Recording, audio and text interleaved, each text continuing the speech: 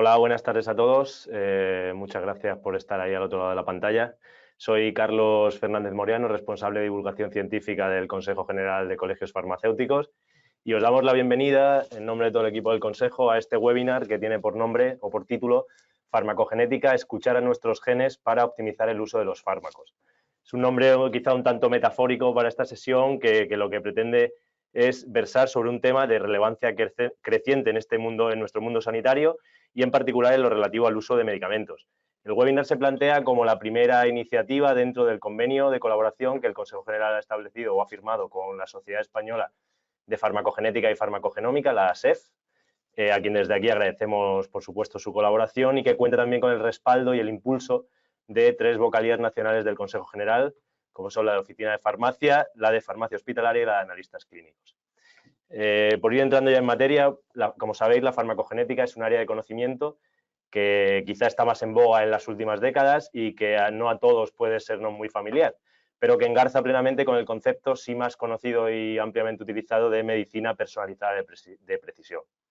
En definitiva, el objetivo de la actividad de hoy es dar unas pinceladas de la importancia que nuestros genes tienen y su expresión tienen en la seguridad y en la efectividad de muchos de los tratamientos farmacológicos más comunes, tanto a nivel hospitalario como a nivel comunitario. Para ello contamos esta tarde con la presencia de 4 ponentes de alto nivel científico que nos aportarán enfoques complementarios de una misma temática. Me vais a perdonar las ponentes, pero voy a hacer un resumen muy breve de vuestro currículum porque es verdad que es muy extenso. En primer lugar, y ahora le cederé la palabra, contamos con María Luisa Bernal Ruiz, que nos acompaña aquí en la sala. Es licenciada en farmacia y doctora en medicina y cirugía. Ejerce como profesora titular de farmacología en la Facultad de Medicina de la Universidad de Zaragoza y es investigadora principal del grupo Farmagen del Instituto de Investigación Sanitaria de Aragón, cuyas líneas de investigación principales son precisamente la farmacogenética y la metabolómica. En siguiente lugar, hablará María Isidoro García, jefa de Servicio de Análisis Clínicos, Bioquímica Clínica y Bioquímica Clínica del Complejo Asistencial Universitario de Salamanca, quien es coordinadora científica del Plan Estratégico Regional de Medicina Personalizada de Precisión en Castilla y León y del Plan Integral de Enfermedades Raras de Castilla y León. Además de líder nacional del proyecto europeo 1 Million Genomes en farmacogenómica, es académica correspondiente de la Real Academia de Medicina de Salamanca. En tercer lugar, tomará la palabra Sandra García González, licenciada en farmacia y doctora en ciencias de la salud, especialista en farmacia hospitalaria. Ejerce como farmacéutica adjunta en el Hospital Gregorio Marañón de Madrid, donde desarrolla gran parte de su actividad investigadora en el área de la farmacogenética. Colabora en diversos proyectos de investigación relacionados con este área de conocimiento y en la actualidad es miembro de la Junta Directiva de la Sociedad Española de Farmacogenética y Farmacogenómica. Finalmente, María Jesús Rodríguez Arcas es doctora en farmacia y experta en medicina genómica y asesoramiento genético. Ejerce como titular de farmacia comunitaria y a nivel institucional es secretaria general del Colegio Oficial de Farmacéuticos de la región de Murcia. Es además profesora en cursos de formación especializada para farmacéuticos, también en prácticas tuteladas para alumnos de farmacia, así como en numerosos trabajos de fin de grado, y autora de diversos artículos científicos en revistas nacionales e internacionales. Yo no quiero extenderme más, simplemente voy a cederles la palabra uno a uno a las distintas ponentes, a quien les pido por favor que nos ciñamos a los tiempos acordados, y os recuerdo a todos los asistentes que al acabar la sesión dejaremos unos 10-15 minutos para que podáis en el chat de la aplicación ir dejando vuestras preguntas en caso de tenerlas y que podamos establecer un cierto debate. Así que sin más, es el turno de la primera ponente de la tarde, María Luisa Bernal. Buenas tardes, les doy la bienvenida a este webinar y en primer lugar me gustaría agradecer al Consejo General de Colegio de Farmacéuticos y a la Sociedad Española de Farmacogenética y Farmacogenómica el haber hecho posible este encuentro y por supuesto quiero saludar a mis compañeros farmacéuticos y a los demás profesionales que nos acompañan, ya que esto enriquece este espacio debido a que comprender cómo los genes afectan a la respuesta de los fármacos es imprescindible para una medicina personalizada y el trabajo para conseguirlo debe de ser interdisciplinar. Querría puntualizar antes de seguir que lo que vaya a explicar yo ahora quizás sea sencillo para las personas que tengan formación en farmacogenética, pero somos conscientes de que desde solo hace 10 o 15 años ha sido cuando en los programas y en los grados sanitarios se ha incluido esta asignatura y que por tanto hay muchos profesionales que nunca han recibido formación o incluso información sobre la farmacogenética, por lo que conocer las bases es imprescindible para que además se pueda entender lo que mis compañeros van a contar a continuación. Con lo cual voy a hablar de los conceptos generales, de las fuentes de información y de las experiencias en las distintas comunidades. La mayoría de comunidades de España están trabajando en ello, pero siempre centradas en los planes de medicina personalizada de precisión, donde la farmacogenética va a tener un lugar fundamental. La primera iniciativa sobre medicina personalizada de precisión se realizó en Estados Unidos en 2016 y se definió como la identificación y aplicación de la estrategia terapéutica, diagnóstica y preventiva más eficaz para cada paciente. No tiene que ser siempre para un paciente, porque también se puede estudiar en grupos de pacientes y de población con características comunes frente a una enfermedad. Para un buen desarrollo de la medicina personalizada de precisión es necesario recoger los datos en el individuo de todos los factores que influyen, como son los datos genéticos y moleculares, junto con los datos incluso de las condiciones ambientales, dieta, actividad física o el lugar donde nacemos, y todos sabemos que el genotipo más las condiciones ambientales nos va a proporcionar nuestro fenotipo, es decir, las características clínicas de las cuales también vamos a extraer datos del paciente. El estudio, el análisis y la integración de todos estos datos ahora nos es mucho más fácil realizarla debido al desarrollo de las técnicas bioinformáticas y tecnología o con la inteligencia artificial, con lo que vamos a conseguir unos resultados que nos lleven a conseguir esa medicina personalizada, sobre todo dirigida a la prevención, puesto que si prevenimos evitamos la enfermedad y beneficio para el paciente y, por supuesto, y desde luego disminución del gasto del sistema sanitario de salud, o sea, el sistema nacional sanitario. Las herramientas para estudiar los factores genéticos y moleculares tenemos en estos momentos las ciencias ómicas. Ciencias ómicas hay muchas, porque vamos a decir parte de, y por tanto, unido a cualquier aproximación biológica, nos da lugar a una ciencia ómica. Aquí están plasmadas solo las principales, como son la genómica, donde el gen codifica nuestras proteínas y moléculas, hasta la metabolómica, donde los metabolitos son el resultado último de cualquier proceso biológico, el cual se va a manifestar o no según nos diga nuestro genotipo, dependiendo de los factores ambientales.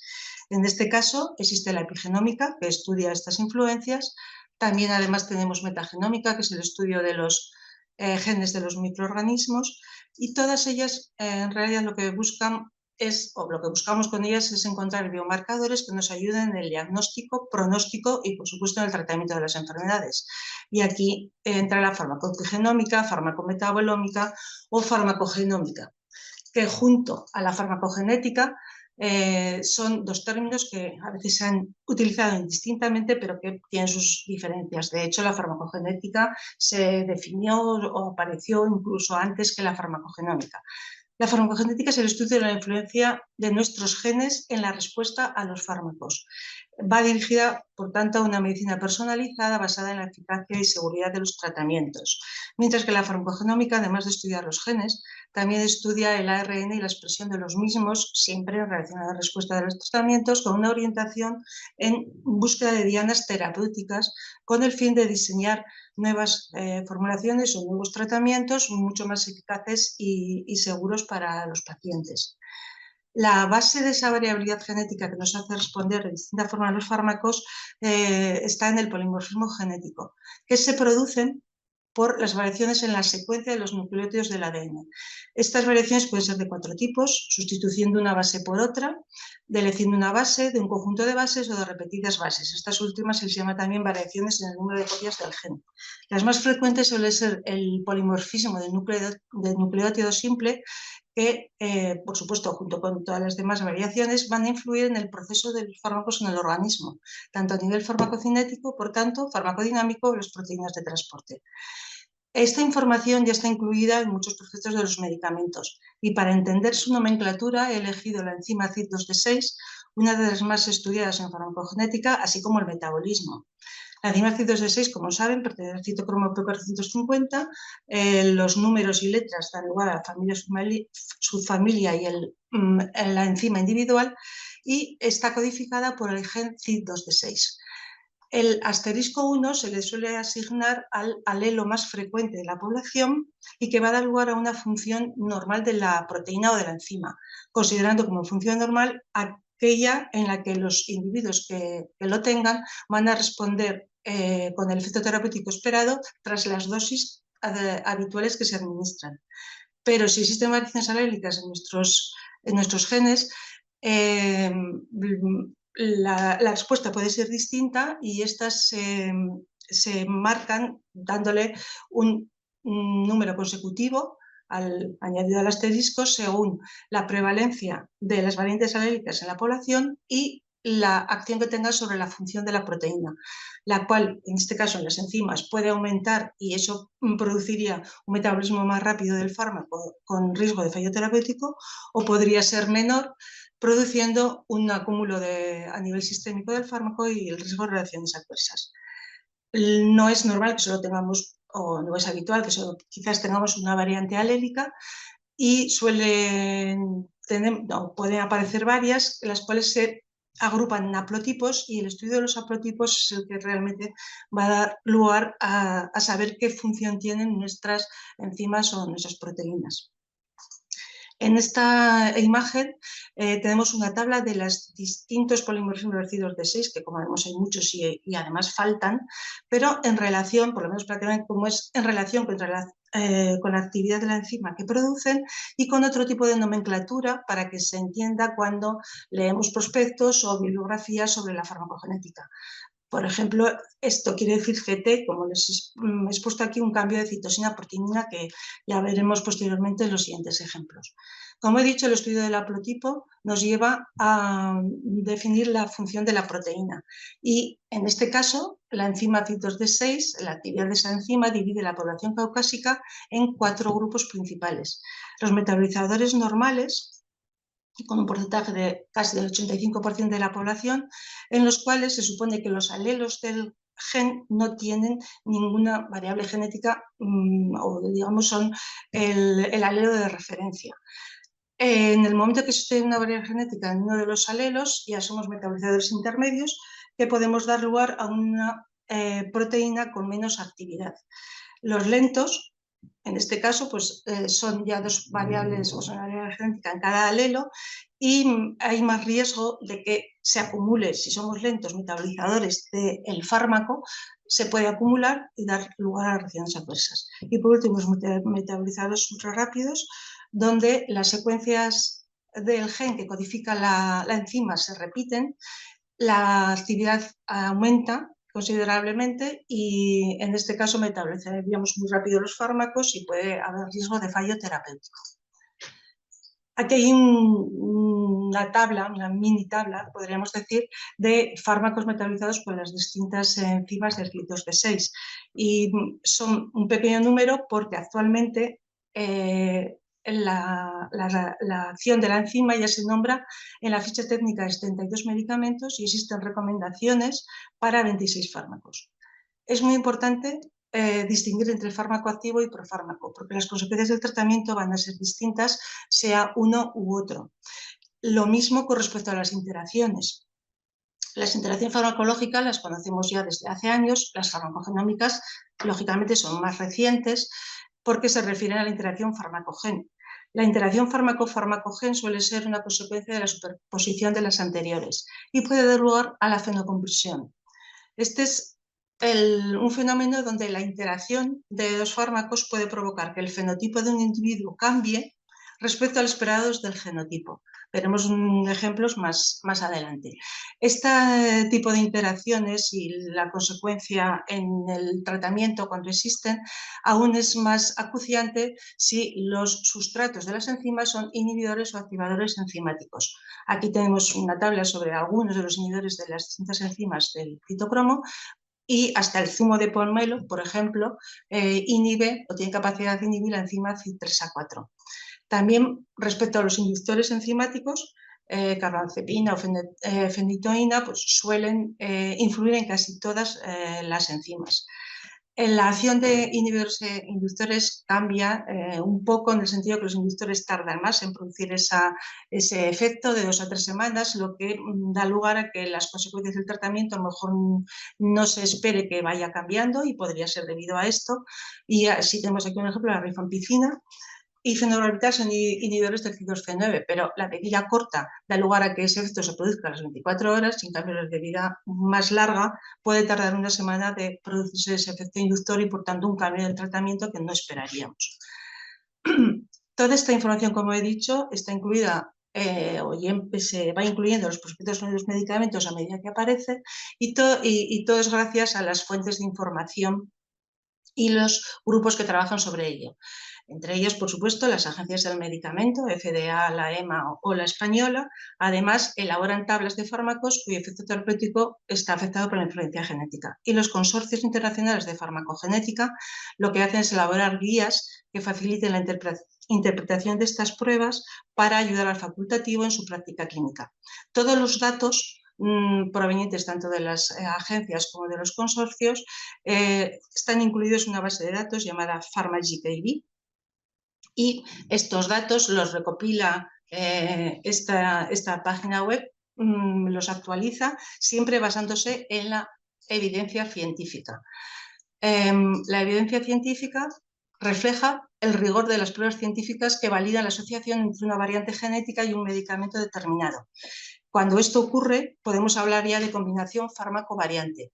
Este nivel de evidencia cambia un poquito quizás pues en este caso de PharmaGKB a los consorcios internacionales de farmacogenética, pero en general tienen 4 niveles y, por ejemplo, en este caso el nivel 1A es el más alto con respecto a la evidencia científica en PharmaGKB, y esto quiere decir que el par fármaco-variante tiene que cumplir unos requisitos como una guía de prescripción, una anotación en la guía clínica o apoyado siempre por una publicación científica, es decir, que a medida que disminuyen los requisitos, lógicamente el nivel es menor. Además, las agencias de los medicamentos, de incluir en los prospectos la información sobre los genes que influyen en los fármacos, también nos ayudan, nos indican qué test farmacogenéticos deberíamos de realizar o estudio antes de administrar el fármaco. Y así se han dividido en 4 niveles. Obligado, que es el que está en rojo. Aquí vemos, por ejemplo, que la FDA en casi 150 fármacos obliga a hacer el test antes de administrar el medicamento. Recomendado, que en este caso quiere decir que no es obligado, pero sería recomendable hacerlo. Accionable, que quiere decir que el fármaco puede estar contraindicado en un grupo de pacientes, no es obligado a hacerlo, pero sería muy beneficioso. E informativo, cuando se sabe que existe relación entre los genes y el fármaco, pero no hay mucha información sobre la práctica clínica. Y últimamente, en el año 2024, han aparecido 2 niveles más, como es significación clínica, que lo dice la frase, es decir, puede haber esa relación, pero no hay significación clínica entre ello. Y por último, cuando no se cumple ningún criterio de farmacogenética, pues son los últimos medicamentos que están en esta gráfica. En España es la Sociedad Española de Farmacogenética la que lanzó la primera estrategia de implementación de la farmacogenética en España, y lo hizo después de que el gobierno lanzase la Estrategia Española de Medicina Personalizada. Uno de los principales objetivos de la SEF es generar recomendaciones para promover la implementación de la farmacogenética y farmacogenómica en la práctica clínica, además de llevar a cabo el programa Proficiency Testing, donde quien lo realiza, lógicamente, lo que hacemos es estudiar para estudiar lo que todos los laboratorios de España o los que quieran someterse a este programa que realizan test de farmacogenética, para armonizar la actividad de los mismos y sobre todo para implementar estándares de calidad respecto a las pruebas genéticas que se están desarrollando. En el caso de España, es la Sociedad Española de Farmacogenética y Farmacogenómica la que está elaborando las recomendaciones metodológicas sobre la relación de los genes con los fármacos que se ven afectados. Hasta ahora ha estudiado unos 9 genes y ha elaborado unos 13 documentos relacionados con más de 18 fármacos e incluso una guía terapéutica en colaboración con la Sociedad Española de Oncología sobre el gen de dihidropyrimidina deshidrogenasa, que metaboliza las fluoropirimidinas. Ya en la mayoría de servicios de oncología de España se realiza este test antes de administrar estos fármacos. Estas recomendaciones están basadas siempre en biomarcadores con alta evidencia científica, adaptadas al entorno, es decir, a nuestro país, según la prevalencia de variaciones genéticas, la tecnología disponible y la forma de trabajar de nuestros especialistas. Uno de los ejemplos que vamos a ver es clopidogrel, que, como saben, es un profármaco antiagregante plaquetario que para realizar su efecto terapéutico ha de pasar a su fármaco activo, que es el clopidogrel. Como vemos, clopidogrel se metaboliza por varias enzimas del citocromo, predominando CIDOS-C9, de la cual también existen variantes alélicas y polimorfismos, como vemos aquí, y la combinación de esas variantes nos van a dar la actividad de la enzima, con lo cual existen metabolizadores normales, rápidos y lentos. Lógicamente, los metabolizadores lentos puede haber un riesgo de que no se forme el fármaco activo y, por tanto, fallo terapéutico. Y también puede ocurrir con inhibidores de esas enzimas, de CIDOS-C9, de tal forma que tampoco se forme el fármaco activo como esperamos y vuelva a haber fallo terapéutico. Digamos que aquí podemos ver la fenoconversión en el sentido de que aunque no seamos lentos, o metabolizadores lentos, que supondría el no paso al fármaco activo, el hecho de administrar fármacos concomitantes que inhiban las enzimas CIDOS-C9 nos puede volver lentos, por explicarlo de alguna forma, temporalmente.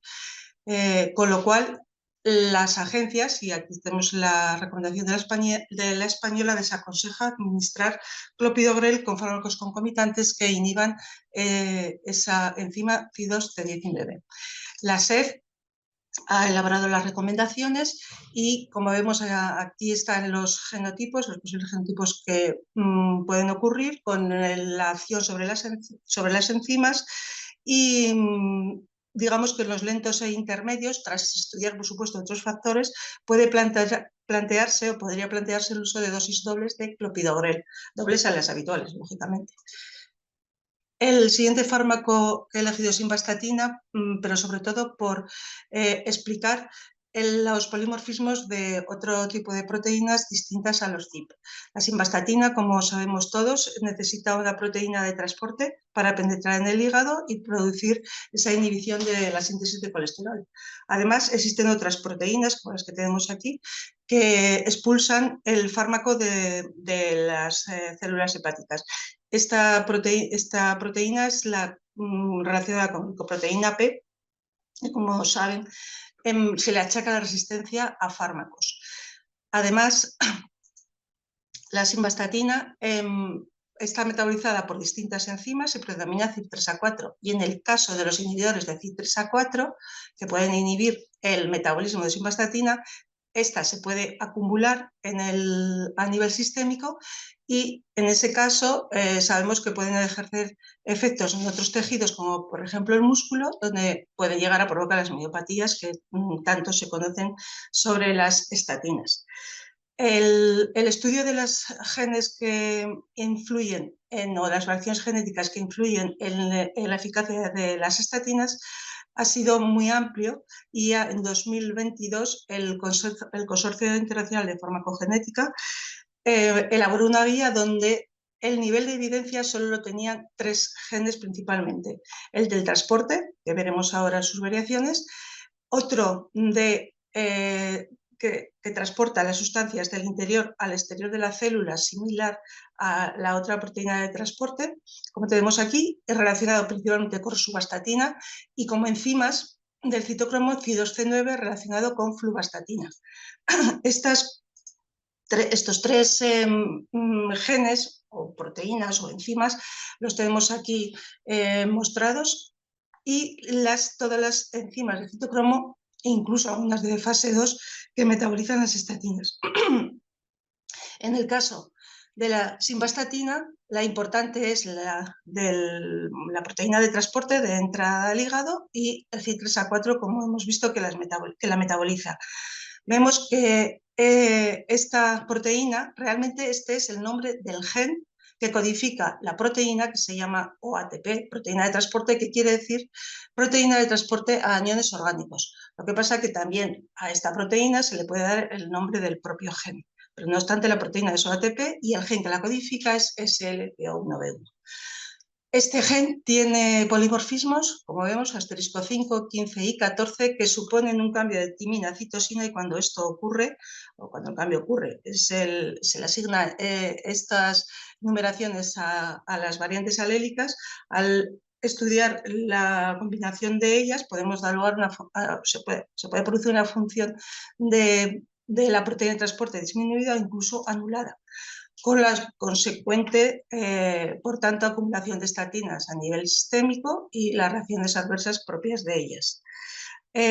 Además, si somos inhibidores, la medicación concomitante que pueda inhibir CYP3A4 podría, por tanto, tener mayor riesgo de esa acumulación de simvastatina y de las reacciones adversas. E incluso se conocen fármacos que inhiben tanto la proteína de transporte como el CYP3A4, por ejemplo, ciclosporina. Debido a esto, el prospecto de simvastatina tiene incluido todos estos factores que acabo de comentar. Aquí solo he extraído los principales, y también en la ficha se habla de no administrar estatinas con ciclosporina o tener en cuenta la acción que produce la ciclosporina sobre las inhibitorias sobre el metabolismo o incluso el transporte de las estatinas. Y por último, como ejemplo, tamoxifeno, que es un fármaco que se administra en cáncer de mama dependiente de estrógenos, bloquea el receptor estrogénico, evitando la proliferación y, por tanto, la progresión del tumor. El tamoxifeno es un profármaco que pasa a fármaco 100 veces más potente, a fármaco activo, por varias enzimas predominando CYP2D6, donde, como sabemos, existen metabolizadores lentos, con lo cual hay riesgo que en el metabolizador lento de CYP2D6 no se forme endoxifeno y, por tanto, puede haber fallo terapéutico. Debido a esto, también la SEF ha hecho las recomendaciones de CYP2D6 y tamoxifeno, y en los metabolizadores intermedios y lentos, después de estudiar los factores adecuados, se podría administrar hasta casi el doble de las dosis habituales. Además, si administramos fármacos concomitantes que inhiban CYP2D6 como antidepresivos, aunque no es extraño en pacientes con cáncer, la mayoría de ellos inhiben CYP2D6, con lo cual el riesgo de que no se forme endoxifeno todavía es mayor y, por tanto, el fallo terapéutico sería más acuciante. Aquí querría un poco distinguir entre lo que es la precisión y personalizada, en el contexto, me refiero a la medicina personalizada de precisión, en el sentido de que es un fármaco preciso porque es bloqueante de un receptor, el receptor estrogénico, y por tanto muy útil para un grupo de población grande, los que tengan cáncer de mama dependiente de estrógenos, pero el fármaco tiene que llegar al lugar de acción y para eso tiene que sufrir todo el proceso que hemos estado viendo, tanto metabolismo como asociación de transporte, y incluso la acción de fármacos concomitantes que puedan influir en las enzimas que afectan a este fármaco. En este caso ya estamos hablando de personalización. Incluso ya ahora se comenta, en vez de medicina, pues farmacología personalizada de precisión. Es un término que empieza a aparecer, puesto que está muy relacionado con el tratamiento, lógicamente. La SEF también ha hecho las recomendaciones sobre el tamoxifeno y ya hemos comentado antes lo que se podría aumentar la dosis en algunos casos. Lo importante y además imprescindible en estos ejemplos de farmacogenética es que están incluidos en la cartera de servicios del Sistema Nacional de Salud. En este momento, en junio en este momento tenemos 12 test farmacogenéticos que se incluyeron en esta cartera en 2023, y aquí solo está el primero como ejemplo, donde como vemos en las observaciones pone indispensable. Eso quiere decir que hay que analizar en el paciente o hacer el estudio farmacogenético antes de administrar abacavir para ver si tiene este polimorfismo. En el caso de que lo tenga, no se debe de dar el fármaco porque la reacción de hipersensibilidad que produce el paciente sería exacerbada. No comento más porque mi compañera, la doctora Isidoro, va a hablar de ello, de la cartera de servicios. Y en cuanto a las experiencias en las comunidades, todas ellas están trabajando, o la mayoría, siempre centradas en la medicina personalizada de precisión, y solo he puesto aquí en estas gráficas las que tienen la farmacogenética también incluida. Digamos que he extraído pues, las que llevan más tiempo, quizás con toda esta elaboración de los planes.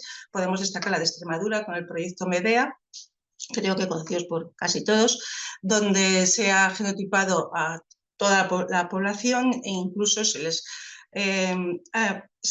se han tomado también los datos debidos a factores ambientales, como hablábamos al principio, y ahora empiezan a desarrollar sistemas de evaluación genética para ensayos clínicos, porque sería lo más conveniente que los ensayos clínicos tuviésemos los grupos de voluntarios o de pacientes estratificados pues, según el metabolismo o según cualquier otro factor genético, porque de esta manera el fármaco cuando saliese al mercado saldría con las dosis adecuadas para cada grupo, con lo cual evitaríamos reacciones adversas o fallos terapéuticos, que es la base de la farmacogenética.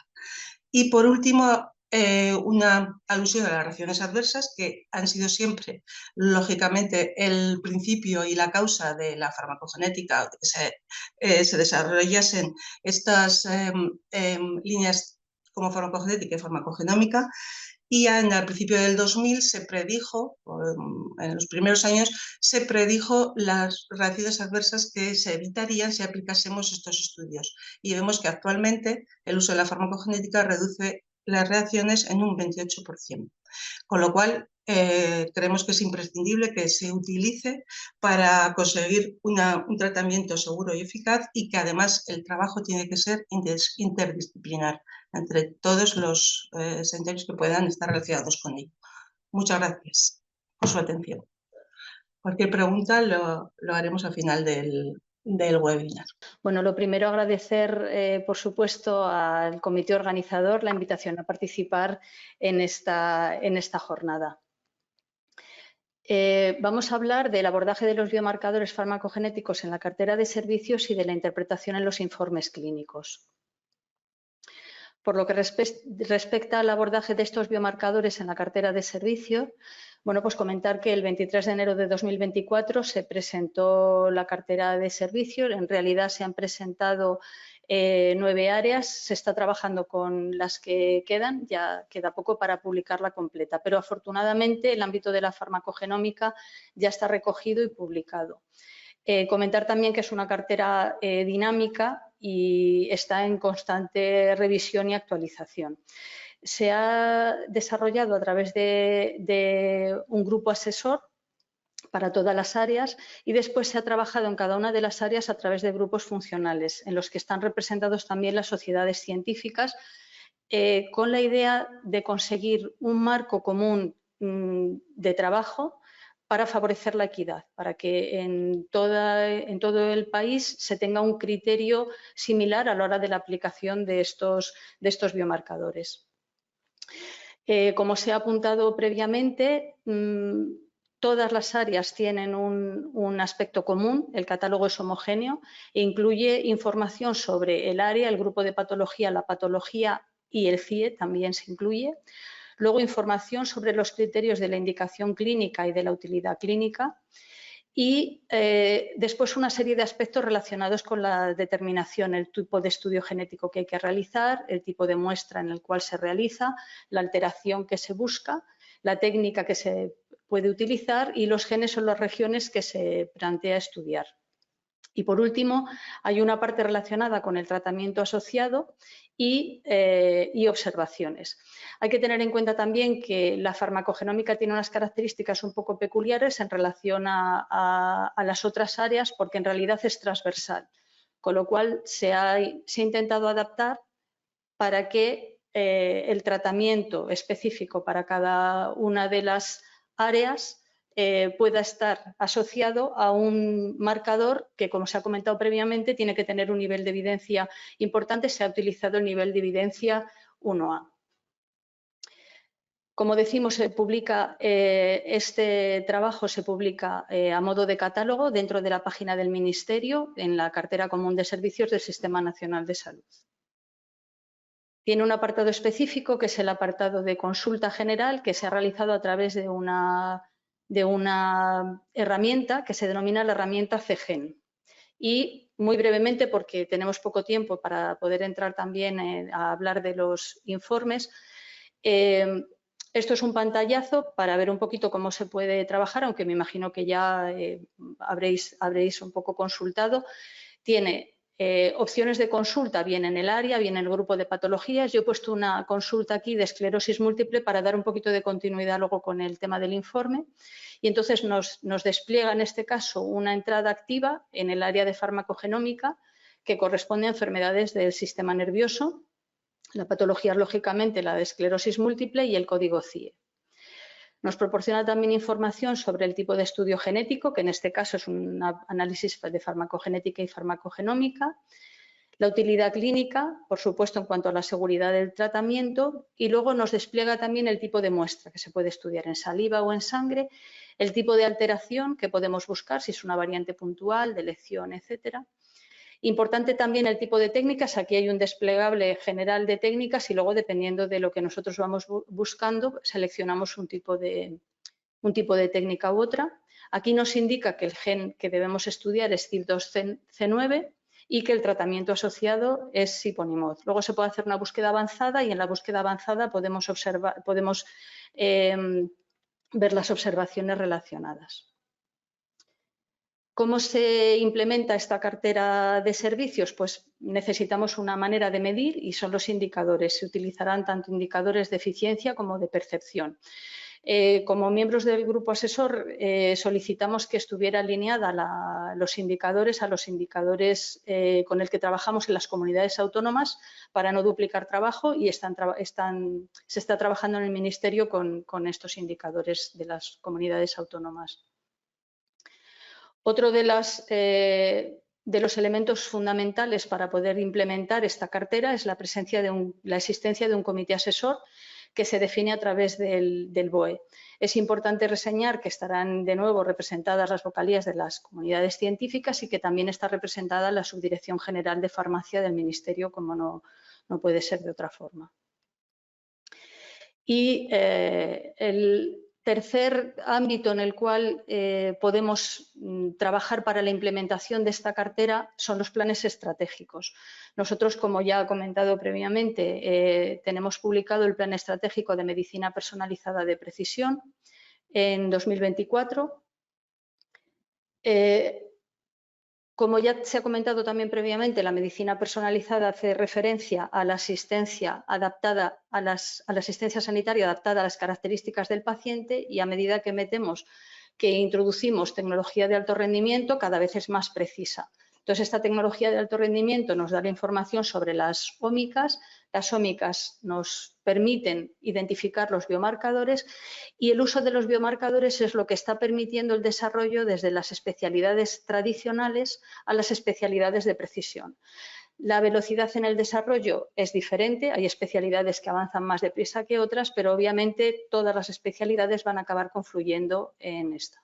En ese sentido, nuestro plan estratégico tiene como pilares la farmacogenómica y la genómica. Luego estamos trabajando también en el ámbito de la proteómica y el resto de las ómicas, por supuesto, para hacer una integración total en la biología de sistemas. Como decimos, todo ello pivota en torno a los biomarcadores. Entonces, los biomarcadores son los que luego nosotros utilizamos en el laboratorio para proporcionar la información clínica en los informes. ¿Cómo abordamos los informes? Pues primero tenemos que darnos cuenta de cómo nos encontramos en el ámbito de la prescripción. Entonces, la prescripción se ha ido adaptando lógicamente a la circunstancia poblacional. La población cada vez es más envejecida, lo que conlleva cronicidad. Por otro lado, tenemos muchísima mayor más cantidad de enfermedades acumuladas dentro de un mismo paciente, lo que nos genera la pluripatología y, por supuesto, la comorbilidad. Y esto hace que la prescripción cada vez sea más amplia. La prescripción nos lleva a la polimedicación en este sentido y las implicaciones, lógicamente, tanto asistenciales como económicas, son grandes, porque a medida que aumentamos la polimedicación tenemos mucho más riesgo de reacciones adversas a fármacos y, sobre todo, también tenemos un encarecimiento, primero porque el gasto farmacéutico se incrementa y, por otro lado, porque estas reacciones adversas conllevan una serie de problemas sanitarios que incrementan mucho el gasto. Entonces, como vemos, tenemos dos escenarios, el escenario de la monoterapia y el de la politerapia. La monoterapia se maneja a través de lo que se denomina la firma génica, que son aquellos marcadores o biomarcadores que son específicos de un fármaco concreto. Es la situación menos frecuente en el ámbito de la prescripción, sin embargo, es de las que existen recomendaciones a nivel internacional. Sin embargo, el escenario de la politerapia, que lógicamente es en el que tenemos que tener en cuenta las interacciones farmacológicas, es el más frecuente, pero no existen guías. De hecho, las guías o las recomendaciones, incluso las agencias reguladoras, nos hablan de la situación fármaco a fármaco o, como mucho en ocasiones, pareados de fármacos, qué fármacos son incompatibles, etcétera. Pero no se estudia en vida real. No hay recomendaciones de qué hacer dependiendo de qué combinaciones tenga un paciente en politerapia. Esa circunstancia nos llevó al desarrollo de un modelo específico para aplicar la farmacogenética en politerapia, y lo que vamos a hacer ahora es revisar un ejemplo del abordaje en monoterapia y un ejemplo del abordaje en politerapia. Para el ejemplo del abordaje en monoterapia nos vamos a centrar en siponimod, por eso en la cartera ya seleccionamos el ámbito de la esclerosis.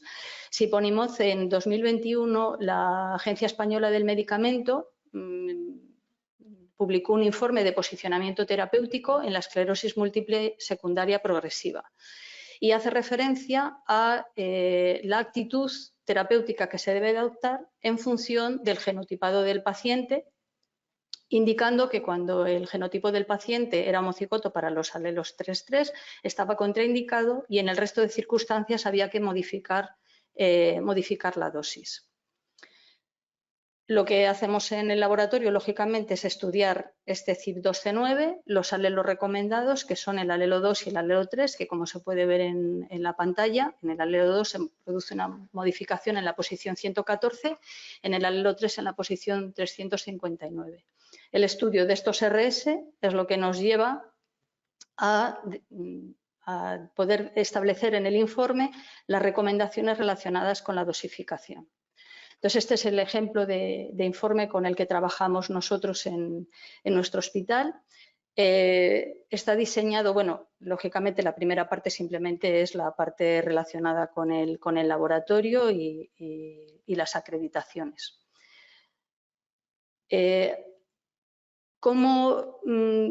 ¿Cómo está estructurado este informe? Pues, bueno, aparte de que depende de la unidad de referencia específica de farmacogenética y medicina de precisión de Castilla y León, la primera parte del informe, y esto es muy importante, hace referencia a las pruebas farmacogenéticas como pruebas genéticas. Entonces, como tales, tienen que acogerse a las recomendaciones de cualquier prueba genética, que debe estar acompañada del asesoramiento genético. Aquí tenemos que diferenciar, no es un asesoramiento genético por un genetista, como es en el ámbito diagnóstico, pero sí tiene que ser un asesoramiento genético por un facultativo que tenga conocimiento suficiente como para indicar tanto la información pretest como la posttest. Lo que no se debe hacer es dar un resultado de laboratorio de farmacogenética directamente a un paciente sin que haya un facultativo que pueda explicarlo. Luego, que los estudios de DNA no son pruebas definitivas en todos los individuos, porque hay que tener en cuenta otros posibles factores. Variantes génicas que pueden interferir en el análisis o imprecisiones en los antecedentes familiares que puedan dar lugar a inexactitudes diagnósticas. Esto, como decimos, son las recomendaciones iniciales relacionadas con el carácter genético de la prueba. Y luego tenemos las específicas del carácter farmacogenético. Primero, que es la información que se debe tener en cuenta en la prescripción de fármacos que pueden ser metabolizados por estas vías. ¿Por qué es importante decir esto? porque a nosotros nos están preguntando por siponimod. Nosotros, si detectamos que la vía está alterada, tenemos que avisar de que el resto de fármacos que pasen por esa vía también hay que tener cuidado, no solo con la circunstancia específica de siponimod. Después, que la valoración del efecto farmacológico se debe analizar si el medicamento se administra en forma profármaco o fármaco, que está claramente explicado previamente, que el análisis no incluye otras variantes génicas que puedan estar asociadas con la actividad de otras enzimas que actúen en otras vías del metabolismo para el fármaco de interés. Esto es muy relevante por lo que se ha comentado previamente, por la fenocopia, etc. Entonces, aunque a nosotros nos pidan específicamente el estudio de CYP2C9 para siponimod, hay otras vías que influyen en la metabolización de CYP2C9, como puede ser CYP3A4. Entonces, nosotros tenemos que avisar al facultativo que si no estudia las otras vías, la información va a ser limitada. Luego, que los resultados obtenidos proporcionan una información predictiva, lógicamente se estudia el genotipo, pero no se comprueba en el laboratorio. En este sentido, en el informe farmacogenético no se da la información del comportamiento del fármaco específico. Entonces, como proviene de una información genética solamente, la respuesta puede estar afectada por otros factores que ya se ha visto: edad, sexo, peso, tratamientos o enfermedades. Y que las decisiones sobre el tratamiento, la modificación de dosis o cambios del fármaco se realizarán según criterio del médico responsable, que siempre realizará la evaluación completa del paciente, considerando todos los factores que puedan influir en la respuesta al fármaco, no solo los genéticos. Esto es muy importante tenerlo en cuenta porque el laboratorio es responsable de hacer su trabajo con la mejor calidad posible y de asesorar lo mejor posible, pero la decisión final de la prescripción la tiene el facultativo en la consulta, que es el que conoce la situación global del paciente.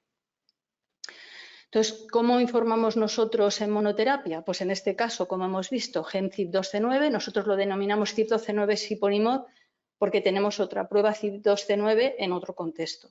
En este caso sería heterocigoto, un alelo de cada progenitor, o sea, portador del alelo 3. Para esa combinación se recomienda una dosis diaria de mantenimiento de 1 miligramo comenzando el día 5 del tratamiento. Esta información viene de la ficha técnica de MyCent, que está alineada, lógicamente, con la Agencia Española del Medicamento. ¿Qué es lo que es fundamental en los informes?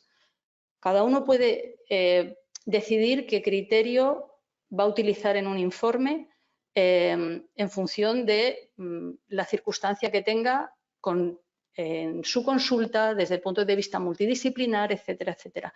Pero es fundamental indicar en qué se ha basado el criterio que se da en un informe. Y tiene que ser un criterio, lógicamente, que esté aceptado y consensuado. La denominación genérica de la prueba, en nuestro caso, es espectrometría de masas de CYP2C9 con todos los RS que se indican y también PCR en tiempo real para los dos RS, para el 2 y el 3. Esto es una circunstancia que nosotros tenemos duplicado la tecnología y podemos utilizar uno u otro. El método es extracción y análisis de calidad de DNA obtenido en sangre periférica. Dos métodos validados, los dos están validados, pero indicamos que según criterio técnico decidimos en el laboratorio y con controles positivos y negativos de amplificación y de análisis. Pero como comentábamos, esa es una situación en monoterapia, pero los pacientes, como decimos, vienen en una situación de politerapia casi todos. Entonces, para ello aplicamos un modelo que ya yo creo que ya es conocido, 5SPM, en el cual se desarrollan cinco pasos en medicina de precisión. Aquí, fundamentalmente, lo que quiero destacar, porque tampoco tenemos mucho tiempo, es que en Castilla y León se ha licitado para la digitalización y la inclusión de inteligencia artificial. Con 800.000 euros se han presentado casi 20 empresas y estamos ya trabajando en este ámbito para incluir la inteligencia artificial, tanto superficial como profunda, desde el procesamiento del lenguaje natural en la primera fase de recogida de la información, en el estudio también de interacciones a través de las distintas bases internacionales, el farmacogenotipado, que lo llevamos a cabo desde las técnicas de PCR convencional hasta incluso hasta la secuenciación masiva, que la orientación terapéutica, que hasta ahora la hacíamos de forma manual, estamos incluyendo ya los algoritmos tanto supervisados como IA no supervisada, y para la reevaluación del modelo, porque es fundamental que cualquier intervención luego se evalúe, tanto desde el punto de vista clínico como científico como económico. También incluimos en ese caso procesamiento del lenguaje natural. Toda esta reevaluación del modelo nos ha llevado a poder analizar cuál es el impacto real. Y tenemos pues, los datos de disminución de visitas a urgencias, de consultas externas, etcétera. Tenemos ya incluidas en recomendaciones de medicina interna, de buena práctica clínica, el impacto económico, por supuesto, lo que hablábamos, disminución del gasto farmacéutico y de todos los costes derivados de la asistencia evitada, tanto evitados ingresos, evitados visitas y de los costes asociados al ausentismo.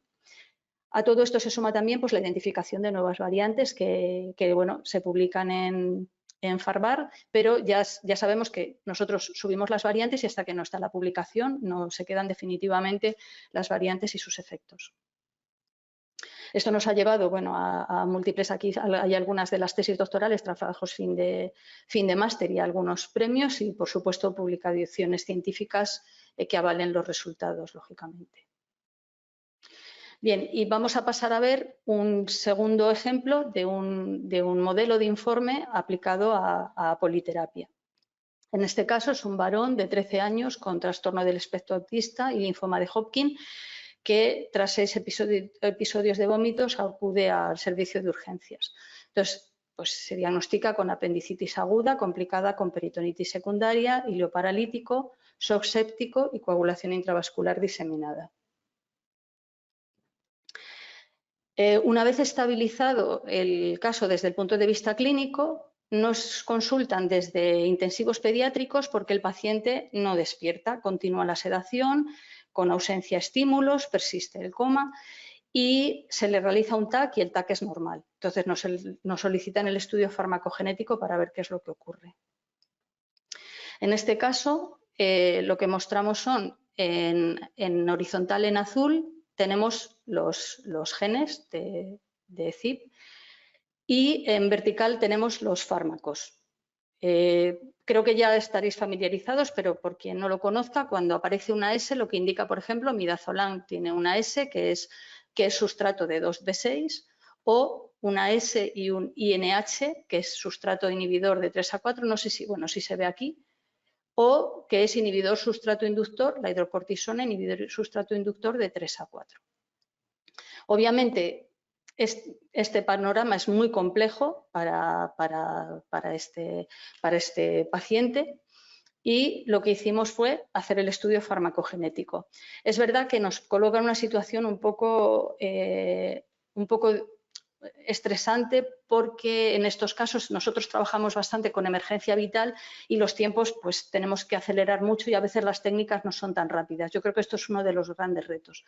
Pero bueno, realizamos el estudio lo más pronto posible y como vemos el análisis del informe tiene las dos partes igual que habíamos comentado previamente de recomendaciones genéticas y farmacogenéticas y aquí ya introducimos en el estudio 5SPM una llamada de atención hacia CYP1A2, CYP2B6 y CYP3A5. En lo que es el informe vamos detallando cada uno de los genes estudiados. Para MDR1, homocigoto no mutado, la predicción fenotípica es eficiente. Se da la información genérica de la prueba. Para 1A2 presenta un alelo 1F que es altamente inducible. 2B6 es homocigoto mutado para el alelo 6 con actividad enzimática disminuida. CYP2C19, en este caso la metabolización es eficiente. 2C9 es eficiente, 2D6 pasa un poco deprisa también por el tiempo, 2D6 también eficiente, 3A4 tampoco encontramos nada y en 3A5 encontramos clásicamente la homocigosis para los alelos 3, que lógicamente es el más frecuente de la población. Indicamos igual el método, extracción, espectrometría de masas, PCR en tiempo real y aquí añadimos PCR digital que la utilizamos también como técnica adyuvante y controles positivos y negativos. En este caso, el resumen es que el paciente es portador de homocigoto mutado 6,6 de 2B6, 1A2 alelo 1F y 3A5 homocigoto 3,3. Lo que hicimos fue, esto siempre trabajamos con carácter multidisciplinar, nos reunimos con el intensivista pediátrico, esta era la medicación de partida y teniendo en cuenta las interacciones fármaco-fármaco, las vías que se ven aquí se muestran por el color graduación, cuanto más rojo, mayor interacción. Le añadimos la información relacionada con los genes que encontrábamos con alteración y esta fue la medicación que quedó finalmente para el paciente con pues, un panorama lógicamente muchísimo más favorable que el que tenía. La evolución del paciente es que despierta en horas tras el cambio de medicación, recobra el esfuerzo respiratorio sin crisis comiciales, con una buena respuesta y se le da el alta en planta en breve. Todo esto nos lleva a darnos cuenta que lo que comentamos, que tenemos dos modelos en la teoría, pero en la práctica tenemos que ir siempre a ver cuál es la combinación de fármacos que tiene el paciente, que la farmacogenética tiene un impacto ya incluso en el riesgo vital. Por eso tenemos que ser muy conscientes de intentar disminuir los tiempos de respuesta y de poder dar esta información y que nos manejamos en un mundo de precisión en el cual lo que necesitamos es, para manejar estas multiómicas y estos grandes volúmenes de datos, modificar nuestro laboratorio y encaminarnos hacia el modelo de laboratorio de precisión, por supuesto con IA y con todas las herramientas que podamos tener a nuestra disposición. Y nada más, agradecer de nuevo la invitación al comité organizador, por supuesto a todas las personas que están conectadas y por supuesto a mi equipo, porque nunca se puede trabajar si no tienes un equipo y mi equipo está totalmente entregado y es la razón de nuestro trabajo. Muchas gracias. Bueno, pues continuamos con esta parte, con la parte aplicada de farmacogenética aplicada a nivel hospitalario, ¿no? En este caso desde el punto de vista de la farmacia hospitalaria, que es mi ámbito de actuación, y en concreto, bueno, pues para el ejemplo de los tratamientos oncológicos y de los trasplantes, ¿no? Bueno, pues una breve introducción, ¿no? Porque es relevante la farmacogenética en el día a día de la farmacia hospitalaria, pero también de la farmacia en otros ámbitos, y para eso, bueno, pues os he traído aquí algunos datos recogidos de literatura más o menos reciente, en el que, bueno, pues vemos que más de la mitad de las fichas técnicas de la Agencia Española del Medicamento contienen actualmente información farmacogenómica sobre 509 biomarcadores y que además en un 33% de los casos esta información se considera útil, es decir, va más allá de ser meramente informativa y puede orientar pues, al ajuste de una dosis o al cambio de un tratamiento. Casi en un 5% de los casos la realización del biomarcador se considera obligatoria por la propia ficha técnica y en otro 5% pues es muy recomendable. ¿No? Si partimos de la base de datos de biomarcadores de la Agencia Española del Medicamento que se publicó en verano, pues esta recoge 78 asociaciones fármaco-biomarcador que tienen el mayor nivel de evidencia, ¿no? Que también se ha comentado, nivel de evidencia 1A. ¿Y esto pues qué nos da? Nos da recomendaciones directas para 65 principios activos y 18 genes. Y si hablamos de lo que nos viene, de los tratamientos que están actualmente en ensayos clínicos, bueno, pues veis ahí que entre un 20 y un 30% de los ensayos clínicos que están actualmente en desarrollo, pues contienen biomarcadores genómicos en su diseño. Y si hablamos de ensayos clínicos específicos de farmacogenética, pues en 2023 estaban activos 619 ensayos clínicos, sobre todo, como veis, pues en el ámbito de oncología, seguido por el ámbito de salud mental. ¿Y cuál es el papel del farmacéutico en la implementación de la farmacogenética y en concreto pues, el caso del farmacéutico hospitalario? Bueno, pues ya asociaciones internacionales como la Asociación Americana de Farmacia Hospitalaria se han posicionado hace años. Su primer statement es de 2015, lo han actualizado en 2022 y veis aquí que las responsabilidades pues, bueno, pues son actividades con las que todos los farmacéuticos ¿no? Pues estamos bastante familiarizados, como puede ser bueno, pues promover el uso racional y ético de estas pruebas, incluso intervenir pues, en la solicitud o en la recomendación de solicitud cuando corresponda, ayudar en la interpretación de los resultados. ¿Para qué? Bueno, pues para optimizar la terapia farmacológica basada en estos resultados y en el resto de aspectos relevantes que puedan influir en el paciente, ¿no? También un papel importante en toda la parte de información, de educación a profesionales, pacientes y al público. Participación en investigaciones y luego, bueno, pues otra cosa también muy relacionada ¿no? con nuestro papel habitual en los hospitales, que es facilitar esa integración en los sistemas de información clínica, en concreto pues, la prescripción electrónica y toda la portabilidad de estos resultados pues, entre los distintos sistemas de salud, incluso también, ¿por qué no? Con otros niveles asistenciales como pueden ser las prescripciones al alta y las oficinas de farmacia. Y bueno, pues en base a esto, ¿cuáles son un poco los modelos actuales, ¿no?, que podemos encontrarlos y cuál es el papel que tiene la farmacia hospitalaria en estos modelos? Bueno, pues distinguimos de forma muy simplificada tres posibles opciones, que son las más frecuentes y que vienen definidas pues, fundamentalmente por el servicio que dispone del laboratorio de biología molecular que va a hacer las determinaciones genéticas, ¿no? En el primer de los casos, bueno, pues puede ocurrir que este laboratorio esté dentro del propio servicio de farmacia hospitalaria. Este, por ejemplo, pues es el ejemplo de nuestro servicio, no es el más habitual, pero bueno, hay varios servicios de farmacia hospitalaria en España que cuentan con este laboratorio dentro del servicio. Normalmente, como parte del personal, pues hay, lógicamente, profesionales de otras especialidades, como pueden ser biólogos genetistas, técnicos de laboratorio, etcétera, etcétera. Y entonces, bueno, pues es el propio servicio de farmacia hospitalaria el que realiza tanto el informe genético como el informe farmacoterapéutico, las recomendaciones de ajuste de los fármacos. En el segundo de los casos, que posiblemente es más habitual, bueno, pues es otro servicio hospitalario el que dispone del laboratorio y hace la parte genética del informe, y el servicio de farmacia, bueno, pues ha establecido una alianza estratégica con este servicio, de forma que se encarga de la elaboración de las recomendaciones o de la parte, bueno, pues de consenso y la incorporación en otros sistemas de información.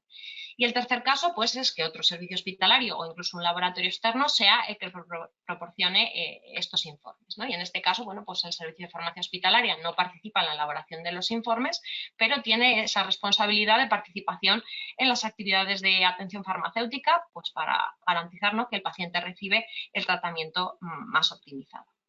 Y dentro de esto, bueno, pues hay diferentes actividades que se pueden realizar y que podemos, digamos, ordenar en tres roles un poquito diferentes, bueno, pues que pueden ser, ¿no?, como un rol más de gestión o liderazgo, que suele correlacionar pues con servicios que cuentan con el laboratorio, ¿no?, donde el propio servicio pues, participa en el desarrollo de las pruebas, en el diseño de los circuitos, en la decisión de qué pruebas se incluyen, y luego pues unos roles, digamos, más clínicos que podemos distinguir en el ámbito de antes de la realización del test, ¿no?, pues en la identificación de pacientes candidatos, cuando se concilian, cuando se validan las prescripciones, cuando revisamos historias clínicas, en la incorporación de la realización de estas pruebas en todos los protocolos clínicos, cuando los pasamos por la comisión, cuando evaluamos el fármaco para incorporarlo a la guía farmacoterapéutica, información a otros profesionales y, bueno, pues también, ¿no?, esa primera oferta o información a los pacientes sobre la posible realización de estas pruebas.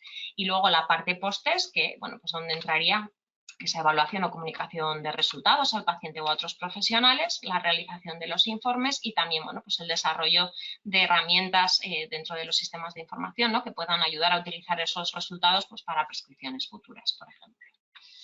Y todo esto, bueno, pues dentro de un contexto multidisciplinar, transversal y dinámico que es inherente a las propias características de la farmacogenética, ¿no? Como ya se ha comentado, pues en la mayoría de los casos estamos hablando de variantes que son germinales y que, por tanto, pues le sirven al paciente para toda la vida y para muchos fármacos que va recibiendo a lo largo de su vida. Y, por lo tanto, pues aunque el informe puede ser una cosa estática, el resultado pues es dinámico y va cambiando también en función de las características que tiene el paciente, ¿no? Si desarrolla una insuficiencia renal, si cambia su tratamiento concomitante, pues ya hemos comentado que habría que volver a evaluar cuál es la interpretación de ese resultado. Bueno, pues os traigo aquí nuestro ejemplo, simplemente, bueno, pues para que veáis, ¿no? En nuestro caso, nuestro petitorio lo actualizamos en función de la autorización de la cartera y, como veis, bueno, pues incluye la mayoría de los fármacos que se incluyen en esta. En nuestro caso lo tenemos ordenado por área terapéutica y veis que, bueno, pues que en el momento en el que lo seleccionas se despliega todas las pruebas que se pueden realizar y qué genes se incorporan dentro de esas pruebas, ¿no? Utilizamos una metodología OpenArray con 120-180 SNPs, aunque bueno, tenemos también otras técnicas que nos ayudan a complementar en muchos casos. Y bueno, pues con todo esto, ¿qué es lo que actualmente se está realizando, ¿no? Pues estos son nuestros resultados de 2024, en el que realizamos 2.607 informes farmacogenéticos, los veis ahí repartidos por áreas terapéuticas y, como veis, pues a pesar de la aprobación de la cartera y de los avances en muchos ámbitos, pues el área de oncomatología y en este caso inmunosupresores, el tacrolimus utilizado para trasplante, pues sigue suponiendo más del 85% de los informes que realizamos, ¿no? Y por eso también hemos elegido estas dos áreas, pues para traeros un poquito en más detalle algunos de los ejemplos de las pruebas que realizamos y cómo las utilizamos para optimizar los tratamientos de los pacientes en los hospitales. Bueno, pues el primero de los ejemplos, ya se ha hablado de ello, es un ejemplo clásico, ¿vale? Es la utilidad del gen de PID para las fluoropirimidinas, ¿vale? Para fármacos que son fármacos citostáticos que se utilizan en el tratamiento de tumores sólidos de diferente origen, sobre todo, bueno, pues digestivo, mama, y que además se utilizan en prácticamente todas las líneas de tratamiento, con lo cual, bueno, pues es fundamental no tener este resultado para poder ajustar el tratamiento desde el principio. ¿Y con qué objetivo? Bueno, pues con el objetivo sobre todo de evitar toxicidades, ¿vale? Porque este gen codifica la enzima dihidropirimidina deshidrogenasa que participa en el metabolismo de 5-fluoracilo, que es el compuesto activo de los 3 fármacos, y eliminando pues hasta un 80% de la dosis. De forma que los individuos que presentan baja o nula actividad de la enzima pues acumulan de forma anormal el 5-fluoracilo y esto condiciona toxicidades graves, incluso mortales, ¿no? Y veis aquí, tampoco me voy a detener mucho para no alargarnos, pero bueno, como ya se ha comentado también, la cartera del Ministerio incorpora cuáles son las variantes que al menos debemos determinar de forma indispensable, en este caso son 4. Además, en este caso hablamos de una determinación que es obligatoria porque la agencia además lanzó una alerta de seguridad en 2020 que está incluida en cartera común y que tiene todo tipo de recomendaciones de todo tipo de sociedades científicas. Y por lo tanto, bueno, pues es una responsabilidad, ¿no? Asegurarnos de que todos nuestros pacientes, antes de iniciar su tratamiento de quimioterapia, tienen realizado este test para ajustar esa dosis inicial que veis, bueno, pues puede recibir ajustes de un 50% en el caso de metabolizadores intermedios o incluso contraindicar de forma prácticamente total el uso de estos fármacos si hablamos de un metabolizador lento. Bueno, pues otro caso semejante es el caso del irinotecan, que es otro tratamiento que se utiliza también en el tratamiento de tumores, también sobre todo digestivos, que en muchos casos es una segunda línea posterior al tratamiento de fluoropirimidinas, lo que hace que en muchos casos pues también en el momento del diagnóstico del paciente aprovechemos y hagamos ya las 2 pruebas, porque vamos a necesitarlas posiblemente en el futuro. En este caso, bueno, pues la variante más conocida e indispensable es el alelo 28, que condiciona un defecto en la glucuronización, ¿vale? Si os suena el famoso síndrome de Gilbert, pues bueno, estos pacientes, estos individuos no glucuronizan bien sustancias endógenas, como puede ser la bilirrubina, y a veces, bueno, pues presentan aumento de bilirrubina, y sustancias exógenas, como son muchos fármacos que se metabolizan por esta vía, ¿no? Pues en este caso, si esa vía está impedida, pues lo mismo, se acumula el metabolito activo del irinotecan y esto condiciona un riesgo de toxicidad, que en este caso es fundamentalmente de tipo neutropenia, de tipo diarrea grave. Entonces, bueno, especialmente en los ciclos que utilizan el irinotecan a dosis altas, si las dosis no son muy altas, pues la enzima no se satura y puede no ser necesario el ajuste, pues se recomienda también ajustar esa dosis de inicio para valorar la tolerancia en los primeros ciclos y luego, bueno, pues si ya se va tolerando bien, podemos ir aumentando. Recientemente se ha incorporado al arsenal terapéutico sacituzumab govitecan, que es un conjugado anticuerpo-antifármaco en el que el anticuerpo dirige el fármaco contra las células a través de ese receptor, el TROP2, y allí libera el principio activo, el SN38. En este caso, pues como es el mismo principio activo que el irinotecan, pues también se ha visto que cuando este principio activo no se conjuga bien, pues hay un mayor riesgo de neutropenia. Aunque en este caso todavía no hay unas recomendaciones específicas de ajuste de la dosis, pero bueno, como ya conocemos que esto puede ocurrir, pues ¿no? Tenemos que mantenernos alerta. Y en el caso del irinotecan liposomal, que es una variante, una presentación comercial variación del irinotecan, pues la propia ficha técnica ya nos dice que en metabolizadores lentos tenemos que ajustar la dosis a 50 miligramos metro cuadrado en lugar de a 70 miligramos. Y como además ya hemos comentado que esta enzima conjuga otros fármacos, pues si ya sabemos que el paciente tiene esta vía alterada, pues tenemos que tener precaución si se inician otros fármacos que puedan ser sustrato de esta enzima, como tozanavir, nilotinib, pazopanib o dolutegravir. El caso de las tiopurinas, tanto ceatoprina, 6-mercaptoprina y tioguanina, que son fármacos utilizados tanto en el área de hematología para el tratamiento de tumores hematológicos, como también quizá de forma más frecuente en el ámbito digestivo y de forma muy minoritaria ya actualmente en trasplante, bueno, pues también hablamos de 2 genes que lo que van a sintetizar son las enzimas responsables de la eliminación del metabolismo, en este caso el TPMT y el NUT15. ¿Vale? También son determinaciones incluidas en cartera común, aunque no obligatorias por ficha técnica, solo están recomendadas. ¿vale? Y en este caso, bueno, pues el fenotipo, digamos, es una combinación de estas dos enzimas y las recomendaciones también pues, se dan en función de la combinación de fenotipo de las dos enzimas, de forma que, bueno, pues cuando una de las vías está alterada, recomendamos un ajuste de dosis de entre un 30 y un 80%. Cuando las dos vías están alteradas, aunque sea de forma parcial, pues todavía necesitaremos un ajuste mayor, y cuando hay una de las enzimas que no funciona prácticamente, bueno, pues es muy recomendable valorar la alternativa o utilizar dosis muy, muy bajitas para valorar la tolerancia al inicio. Y bueno, terminar con el caso del tacrolimus, ¿vale? Para pues, su importante aplicación en trasplante. En este caso, el uso del CYP3A5, que es la enzima principal por la que se metaboliza tacrolimus y que puede ir o no complementada con la determinación de CYP3A4, que es una vía, digamos, secundaria, pero también importante, pues es un caso que no está incluido ni en la ficha técnica ni en la cartera común actualmente, pero es un caso que por tradición y por desarrollo, pues en muchos de los centros que realizamos trasplante de órgano sólido se viene haciendo hace años, de consenso con los servicios clínicos y como parte de sus protocolos de trasplante. ¿Vale? ¿Y por qué? Bueno, pues porque la variabilidad genética en este gen explica hasta un 45% de la variabilidad en los requerimientos de dosis de tacrolimus, que como sabéis es un fármaco de estrecho margen terapéutico cuya dosis hay que ir ajustando en función de los niveles, con o sin farmacocinética, con modelo farmacocinético, y que por tanto es importante, ¿no?, tener al paciente en rango para que no desarrolle toxicidades ni rechazos. Bueno, pues también se ha comentado el alelo 3, que es no funcional, es el más habitual en nuestra población. Esto quiere decir que la mayoría de los individuos que trasplantamos en nuestros centros son de base metabolizadores lentos. Y eso quiere decir que las dosis que recomendamos pues, son adaptadas a metabolizadores lentos, de forma que si tenemos un paciente que es metabolizador rápido, pues va a tener dosis infraterapéuticas y nos va a costar muchísimo meterlo en rango. De forma que si hacemos el genotipado antes del trasplante, podemos ajustar esa dosis inicial para alcanzar más rápido los niveles que deseamos, ¿no? Y esto es un complemento a otras medidas igual de importantes, como son pues eso, la realización de niveles frecuente y la modelización farmacocinética.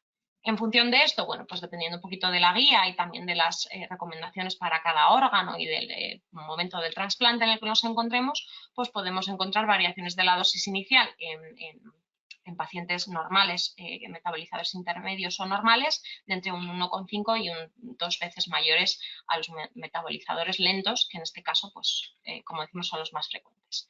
El CYP3A4 puede ayudar a complementar esta información, aunque la evidencia que relaciona las variantes genéticas es menor en este caso, ¿no? Pero bueno, sobre todo si utilizamos modelos farmacocinéticos, pues es digamos, un dato que nos puede ayudar a mejorar la precisión del modelo. Y bueno, para terminar os había traído aquí algunos ejemplos prácticos que van muy en la línea de los que ya ha enseñado María, así que los voy a comentar muy brevemente, simplemente bueno, pues para que veáis diferentes formas, ¿no?, que tenemos de hacer lo mismo, ¿no? Aquí os traigo nuestro formato de informe estandarizado, que es lo que ella muy bien ha dado a llamar un formato monofármaco, ¿no?, en el que incorporamos pues, bueno, la descripción de la técnica, el fenotipo inferido, la recomendación terapéutica y, como también muy bien ha comentado, pues algunas de los aspectos que hay que tener en cuenta a la hora de interpretar esta prueba y llevarla, ¿no?, a la práctica al paciente real.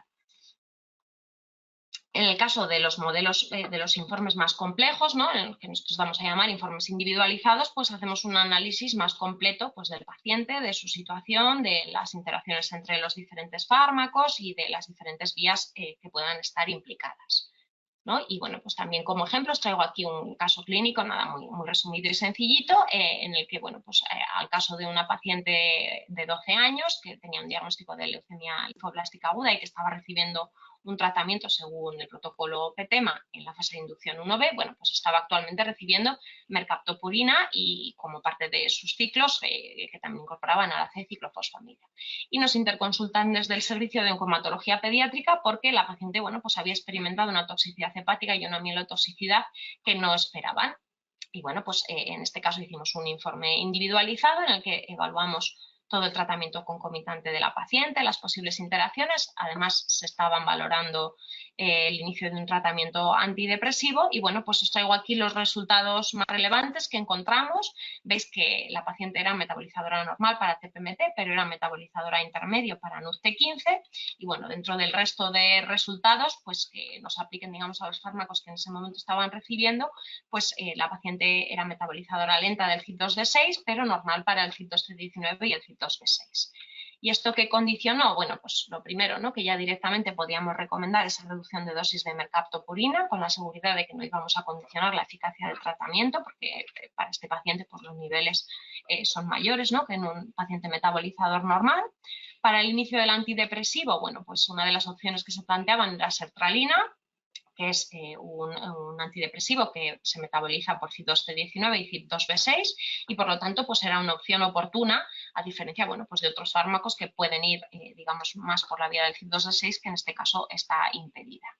En el caso de ondansetron, pues que también se metaboliza por CYP2D6, bueno pues aunque no hay recomendaciones de ajuste y en este caso se utiliza pues de forma PRN, no se recomienda un ajuste directo, pero bueno hay que tener en cuenta que la paciente es metabolizadora lento, ¿no? Y que eso puede condicionar también mayores niveles de ondansetron. Y esto, pues como decía, esto es en este caso, pero tiene aplicación para posibles tratamientos futuros que pueda recibir esta paciente.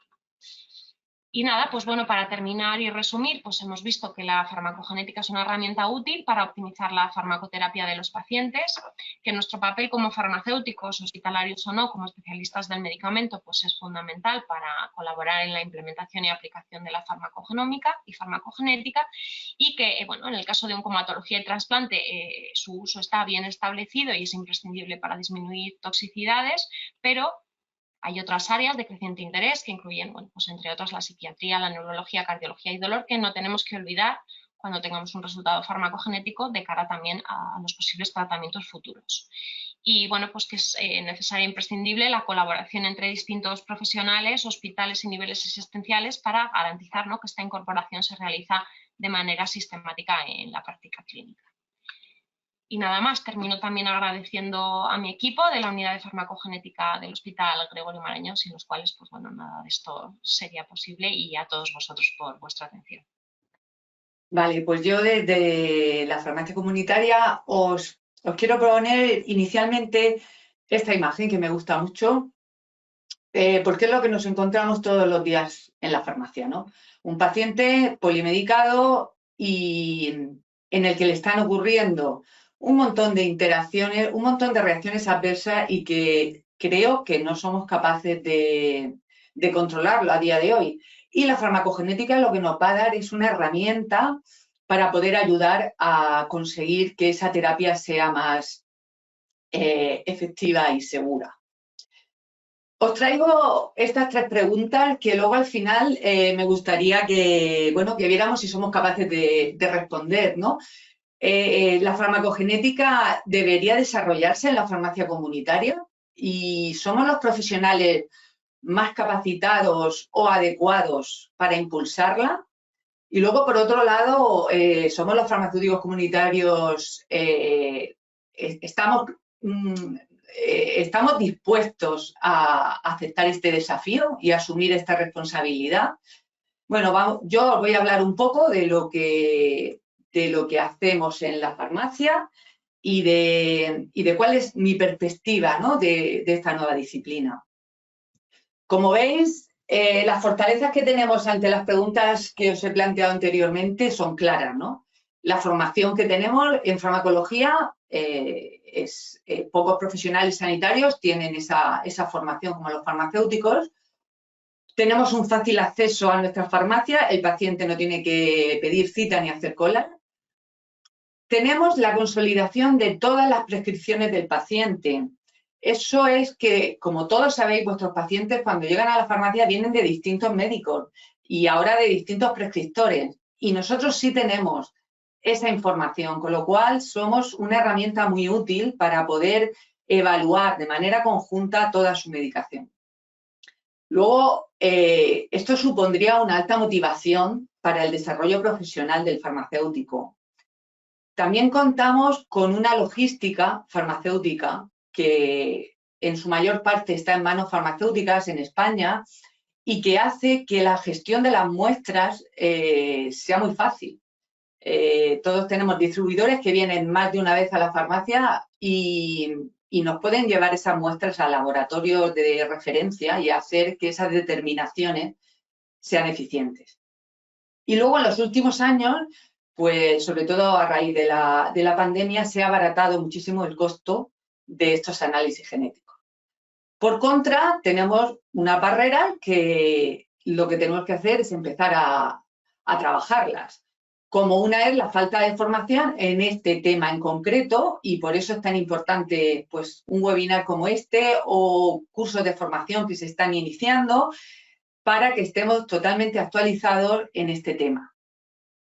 También necesitamos una zona de consulta personalizada en la farmacia. Creo que ya hay muy pocas farmacias que no tengan una zona ZAP y que puedas atender al paciente de una manera privada. También tenemos, como todos sabéis, el problema de la comunicación con el médico, una comunicación directa. Todavía no existe algo que sea muy útil a diario. Y luego, por supuesto, el acceso al historial farmacoterapéutico de ese paciente. También nos encontramos con el inconveniente de que ni el paciente ni los profesionales sanitarios todavía le damos la relevancia que tiene la farmacogenética en el tratamiento del paciente. Y eso es algo que nosotros debemos empezar a apostar por eso y a transmitir tanto a los pacientes como al resto de nuestros compañeros. Y luego, yo creo que una de las barreras muy importantes es que no existe una base de datos electrónica que esté interconectada entre las farmacias. Sé que se está trabajando en eso desde el Consejo y espero que en breve podamos tener, pues eso, acceso a ese tipo de información una vez que el paciente autorice. Os voy a decir 3 conceptos generales que quizá para los farmacéuticos comunitarios no estamos tan familiarizados con todos los temas que se han expuesto aquí hoy, pero que poco a poco tenemos que ir subiéndonos al carro, ¿no?, de la farmacogenética. Yo quería explicaros, la farmacogenética es la distinta respuesta que un individuo da a un mismo medicamento, ¿no? Ahora mismo es café para todos, tenemos el mismo medicamento y a la misma dosis para todos nuestros pacientes. Y la farmacogenética lo que nos va a permitir es hacerlo de una manera individualizada y que cada paciente, en función de su información genética, pueda recibir el tratamiento más adecuado y a la dosis que necesita. Luego está la epigenética, que la epigenética pues son los cambios heredables en la expresión, pero que no se deben a alteraciones en el ADN. Y como ya sabéis, como puede ser la metilación o la distinta conformación de la cromatina. Luego, una diferencia que yo creo que es básica para los farmacéuticos es diferenciar entre medicina individualizada y terapia personalizada. Porque la medicina individualizada, sobre todo, está enfocada al diagnóstico de enfermedades raras o de patologías que se derivan de un polimorfismo determinado. Pero en nuestro caso, lo que nosotros realmente vamos a trabajar es con la terapia personalizada, que en realidad lo que busca es predecir los riesgos en el individuo referente a su tratamiento farmacológico dependiendo de sus diferencias genéticas. Simplemente, pues para diferenciar, cuando hablamos de farmacogenética, generalmente a nivel hospitalario se utiliza mucho lo que son polimorfismos relacionados con la farmacodinámica del fármaco. Pero nosotros, generalmente, ese tipo de fármacos no llegan a la farmacia comunitaria. Los que sí llegan son los que están relacionados con genes o que tienen una variabilidad en la respuesta con genes que intervienen en la farmacocinética de ese fármaco, como pueden ser los polimorfismos que encontramos en el citocromo P450 o los relacionados con los transportadores que se encargan o bien de introducir el fármaco en el hepatocito retirándolo del torrente sanguíneo para su metabolismo y eliminación, o también los transportadores que lo que hacen es eliminarlo o bien a través de la bilis en las heces o a través de orina. Eso van a ser sobre todo nuestro target, ¿no? Nuestro objetivo en la farmacia comunitaria. Aquí os pongo un resumen de cómo sería ese ciclo. La muestra se puede recoger en saliva. Eso para nosotros es fundamental, porque en la farmacia podemos recoger la muestra de una manera muy fácil. Esa muestra, como ya he dicho, se puede mandar al laboratorio de referencia, donde nos hacen el genotipado de esa muestra. Esos datos irían a, diríamos, un DNI genético, que ojalá consigamos tenerlo en breve, porque esa información es la misma para toda la vida del paciente. Entonces, el ideal es que cuanto antes se le haga, pues más oportunidades vamos a tener de utilizar esa información. Y a partir de esa información, el farmacéutico es capaz de realizar un informe terapéutico para el resto de profesionales sanitarios e incluso para poder educar al paciente con esa nueva información. Os traigo unos cuantos casos prácticos que, bueno, me he dado cuenta que hemos coincidido algunos de los ponentes en los mismos, pero bueno, yo voy a dar la visión desde mi farmacia. Yo soy titular de la farmacia ya 26 años. Siempre me he enfocado en la parte asistencial de la farmacia e hice la tesis en farmacogenética en la farmacia con mis pacientes. Con lo cual, lo que sí que os quiero transmitir es que esto es viable desde la farmacia comunitaria. El primer caso que os traigo, bueno, aquí os hablo de los 3 casos que os quería hablar, que son la prescripción de, por ejemplo, de un paciente que le han prescrito una simvastatina, o puede ser una atorvastatina perfectamente, o un paciente que viene a pedirte algo para la tos, ¿no? Que estaría dentro del servicio de indicación, o también el caso de una interacción farmacológica que, como ahora veréis, está muy relacionado con cómo se comporta el organismo cuando tenemos un determinado polimorfismo. En este caso, es un paciente habitual de la farmacia que le han prescrito simvastatina de 20. A los 2 o 3 semanas viene a la farmacia, porque es que es un caso que estoy seguro que vais a tener en el mostrador mañana. Viene a la farmacia diciendo que le duelen mucho pues las articulaciones, que tiene problemas para caminar y que, bueno, incluso el caso este en concreto que yo estoy pensando venía hasta con un bastón.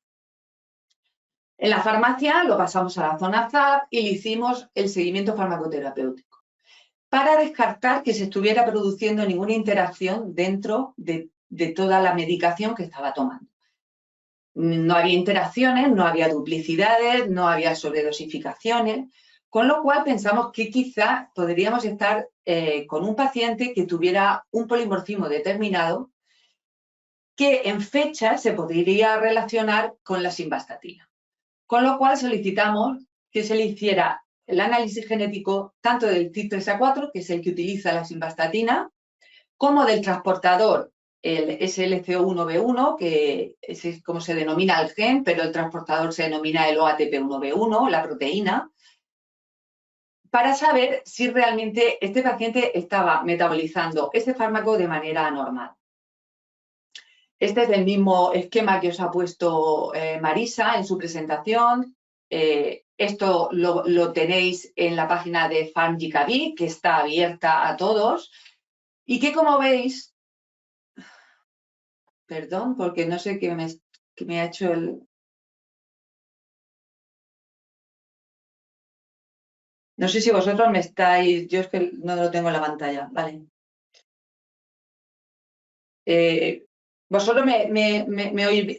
¿Veis la pantalla bien? Sí, perfectamente. Vale, es que a mí se me ha quitado, vale. Bueno, pues en este caso tenemos que esta paciente estaba tomando simvastatina. Como veis, esa simvastatina utiliza tanto el 3A4 como el ACB1 y como el SLCO1B1 y para ser eliminado del torrente sanguíneo. Pedimos su análisis genético. ¿Y cuáles son los efectos secundarios principales de la simvastatina?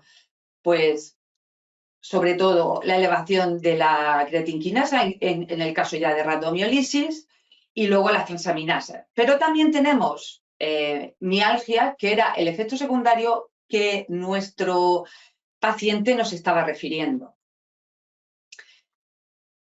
Si vemos cuando nos llegó el informe genético, que como muy bien nos han explicado el resto de compañeras, te viene especificado que es un homocigoto asterisco 15 asterisco 15 y que la presencia de ese alelo se asocia con una actividad disminuida de la proteína transportadora. Como sabéis, somos seres diploides, tenemos un alelo de nuestra madre y otro de nuestro padre y podemos ser homocigotos para un polimorfismo o podemos ser heterocigotos. En este caso era homocigoto, tenía los dos alelos mutados. ¿Cómo se interpreta eso? Pues lo que se interpreta es que el paciente es portador de esos dos alelos que se asocia a una función lenta de la proteína, con lo cual la concentración en sangre del fármaco puede estar elevada. Las recomendaciones que existen en las guías clínicas, que todo esto aparece en la página de PharmGKB o en el CEPIC, como os ha dicho Marisa, esto es abierto, nos recomiendan sustituir por otra estatina para evitar la aparición de esos efectos adversos como son la miopatía. Y nosotros lo que hicimos fue realizar un informe terapéutico para el médico en el que le recomendábamos, informándolo del polimorfismo que tenía el paciente, le recomendábamos sustituir esa simvastatina por una pravastatina que, aunque utiliza esa proteína para ser eliminado, la utiliza en menor grado.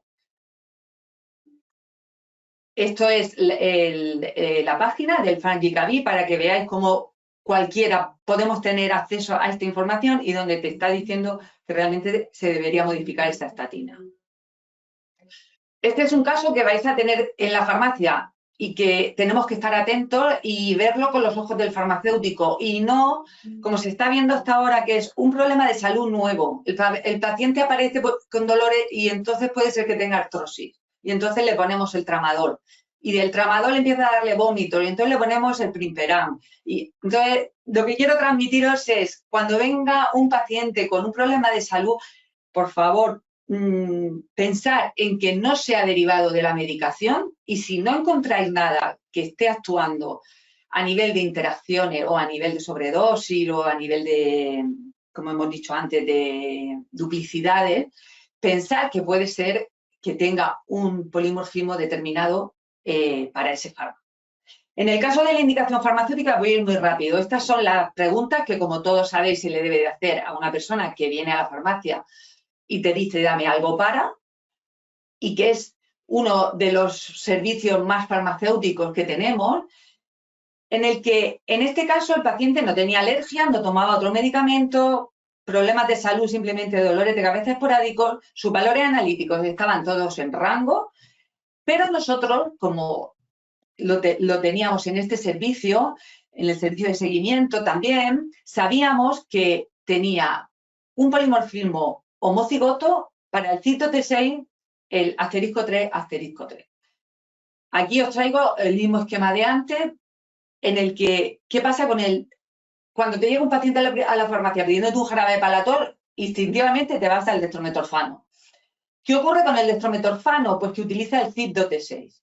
Entonces, si nosotros tenemos el CYP2T6 como alterado, el asterisco 3 significa que esa enzima se expresa menos de lo habitual, con lo cual su actividad está disminuida.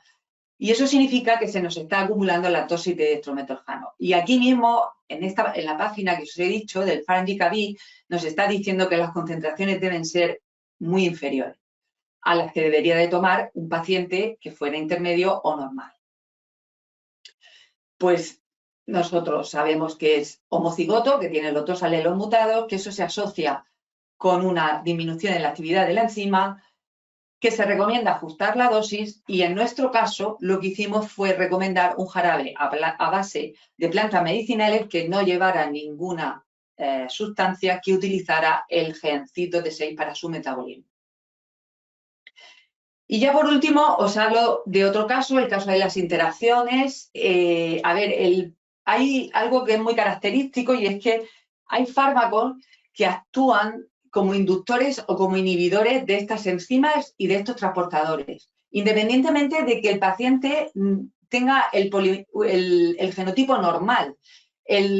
Nuestros genes están funcionando o están sintetizando la enzima de manera normal, pero determinados fármacos la bloquean. Y entonces es como si realmente nosotros tuviéramos ese polimorfismo que nos hace ser metabolizadores lentos o metabolizadores rápidos. Por eso es muy importante, antes de hacer el análisis genético, estudiar las posibles interacciones entre los fármacos que está tomando el paciente. Y en este caso, pues hemos coincidido Marisa y yo en hablaros del omeprazol y el clopidogrel. ¿Pero por qué? Porque todos sabemos que en la farmacia nos han dicho 1000 veces que el clopidogrel no puede ir prescrito por el omeprazol, pero muchas veces no sabemos cuál es la base de eso. Pues la base es esta. La base es que el omeprazol actúa bloqueando el CYP12I9, que es la enzima que metaboliza el clopidogrel para ser activo. En este caso, ese fármaco no está siendo activo para el paciente. Pero, ¿qué ocurre? Pues que aquí, como sabéis, el área bajo la curva debe de estar siempre en la ventana terapéutica. Cuando nosotros ponemos el omeprazol, como el clopidogrel es un profármaco que necesita ser activado para ejercer su acción, nunca llega a la ventana terapéutica. Y el problema del clopidogrel es que es muy difícil medir esa acción. Por lo menos desde la farmacia no somos capaces de medir esa acción.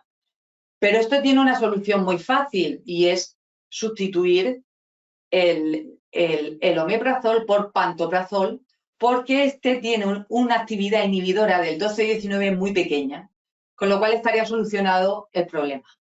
Como veis aquí, el paciente es homocigoto *1*1, siempre el *1 es el general, el normal, como si dijéramos, el paciente metabolizaba de manera normal el clopidogrel, el problema era el fármaco concomitante, que era el omeprazol.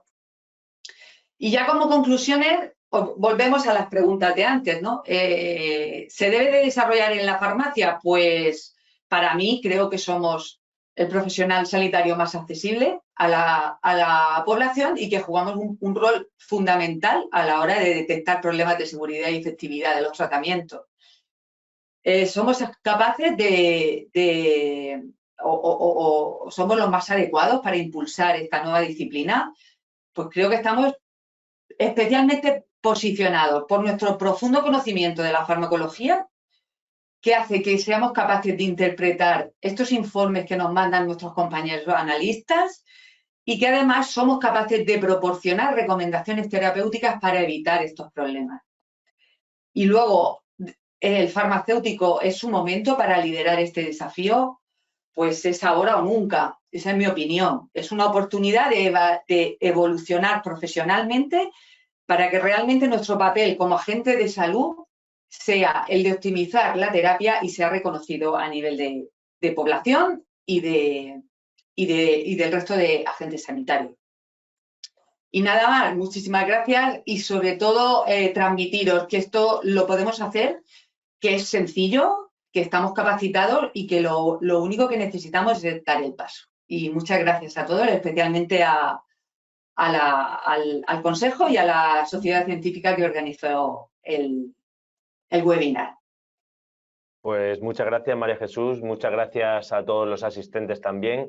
Yo creo que hemos sacado de esta sesión formativa una visión, bueno, pues un poco 360 grados de lo que es la farmacogenética, sus aplicaciones que tienen los distintos niveles asistenciales y las potencialidades. Yo me quedo con esa frase de que si se llegara a aplicar la farmacogenética en profundidad, se podría reducir casi 1 de cada 3 reacciones adversas a medicamentos, ¿no?, que se esbozaba al inicio. Y bueno, pues yo creo que ha sido un placer para todos los asistentes escucharos. Muchas gracias a todas las ponentes de nuevo. Este webinar que celebrábamos hoy bueno, se celebra hoy porque mañana es el Día Mundial del ADN. Intentamos enlazarlo por esa vía en cuanto a fechas, ¿no? Y pretende ser el paso previo a futuras acciones que en el marco del convenio con la SEF se van a desarrollar desde el Consejo. A finales de este año o a la vuelta del verano tendréis ya información disponible de un curso formativo más avanzado, si queréis. Hoy era hora y media, el curso pretende ser ya algo más, tocar la farmacogenética más en profundidad. Entonces tendréis esa información accesible en la web de farmacéuticos.com. Y haciendo ya también referencia a una de las preguntas que han entrado a lo largo de la sesión en el chat, confirmaros que la sesión está grabada y se va a subir al canal de YouTube de farmacéuticos.com, del Consejo General, y también la SEF va a poder hacer difusión de este vídeo, ¿no? De la grabación que se edite, y estará accesible para todos los que habéis asistido esta tarde a las presentaciones, así como para colegas que podáis tener interesados en esta temática. Estará accesible, por tanto, en abierto. Yo creo que lo que habéis esbozado todas las ponentes nos permite abrir o transformar el concepto de interacción que teníamos o que tenemos los farmacéuticos, estamos más habituados a ello, de interacción farmacológica entre fármaco-fármaco, que como ahora acababa María Jesús hablando de ello, es muy relevante, pero también pasamos a ese concepto de interacción gen-fármaco que es igual o más relevante que el anterior, ¿no? Y sin más, tenemos alguna pregunta más en el chat. No sé si puede surgir alguna más, si no la podéis transmitir ahora podemos también abordarla. Es verdad que nos hemos pasado un poquito de tiempo, pero bueno, hemos recibido una pregunta de Pedro José Fuentes que nos pregunta si conocéis o manejáis alguna de las ponentes, algún libro o texto introductorio a modo, yo entiendo, de generalidades, pues se ha perdido un poco desde el principio. Sabíamos que este tema, pues al final, para quien no lo hubiera tocado desde un inicio, pues la ponencia de Marisa iba precisamente en esa línea, ¿no? De hacer esa introducción y sentar las bases para comprender las posteriores, pero bueno, si alguna de las ponentes tenéis algún texto de referencia que pueda servir a los farmacéuticos y otros profesionales sanitarios para iniciarse en este campo, os agradecemos que nos lo podáis transmitir. Bueno, hablo yo en un principio. Siento que te hayas perdido desde el principio en la introducción, pero es comprensible porque son conceptos pues, muy nuevos para el que nunca ha recibido una formación sobre esto, ¿no? Libros como tales yo no conozco porque digamos que yo me he nutrido siempre pues, de lo que he hecho en investigación y por supuesto ahora ya de las fuentes que os he comentado como son las agencias, los consorcios de la Sociedad Española de Farmacogenética, por supuesto, y farmacogenómica. También Roche suele dar bastantes copias de este sentido. Y sí que hay algún libro, no libros, monografías, del doctor Carracedo de hace años, editado por la SEP, alguna monografía también de la Academia de Farmacia de Aragón, que también hablan de ello, pero desde hace años. Y yo misma escribí un capítulo en la actualidad en farmacología y terapéutica de la Sociedad Española de Farmacología que quizás puede un poco informar y se pueda entender este principio, esta iniciación a la farmacogenética. De todas formas, no sé si mis compañeras conocen algún libro como tal, pero si no podemos hacer una lista de referencias y ponerla también en la web para que lo sepáis. Yo tengo un ejemplo, yo siempre recomiendo el mismo libro, a mí me ayudó mucho en los inicios, es verdad que está orientado específicamente a la farmacia hospitalaria, es un libro de la Asociación Americana de Farmacia Hospitalaria, está en inglés, es el único hándicap, ¿vale? Pero se llama Applications of Pharmacogenomics to Patient Care. Yo lo compraría, no sé, en 2016 creo, cuando estaba haciendo la residencia y me empezó a interesar el tema y para mí fue, el abrir un mundo nuevo, ¿no? Inicié la tesis y todo esto, es muy práctico como casi toda la bibliografía que publican los americanos. Yo creo que para un farmacéutico comunitario que tenga interés en el tema es accesible, o sea, tiene capítulos más generales, capítulos más específicos, pero está bastante bien. También yo creo que desde la Sociedad Española de Farmacogenética y pues en colaboración con el colegio, como vamos a ir trabajando en cursos y demás, pues yo creo que iréis teniendo material disponible más específico, ¿no? Yo creo que también, no sé, es que no recuerdo si fue el JAMA, que sacó una serie de artículos muy sencillitos como con el ABC de Pharmacogenetics que también estaban muy bien, aunque ya igual se han quedado un poco antiguos, porque esto es de los 2015, 2016 posiblemente. Últimamente también el Hospital de la Princesa ha sacado una guía de farmacogenética que es muy corta, es muy sencilla, pero para alguien que no sepa nada, te sitúa un poco, ¿no? Y te explica conceptos básicos y está también libre en Internet. O sea que si la buscáis, sé que es del Hospital de la Princesa y es una guía de farmacogenética muy general para empezar. Sí, yo creo que ya básicamente los que se han comentado, y quizá tener en cuenta que dado el dinamismo, conviene asociar esta lectura del libro a alguna revisión que sea un poquito básica, pero a lo mejor más carácter PubMed, etcétera, que puede ir incrementando las modificaciones y los cambios que se han ido detectando. O sea, yo creo que las dos cosas es bueno acompasarlas. Que normalmente en libros es más difícil, excepto los que ha dicho quizás Sandra, y normalmente son capítulos de libros o, por supuesto, las publicaciones científicas. En todo eso es lo que nos basamos. Pero bueno, como digo, os podemos hacer una lista de referencias. En cuanto a generalidades, nos entra también por aquí por el chat un mensaje de Antonio María Rabasco que nos alude a un capítulo precisamente del Plan Nacional de Formación Continuada del Consejo General, que se denomina factores que afectan la respuesta del medicamento, y entre otros factores pues tocan también este de la farmacogenética, ¿no?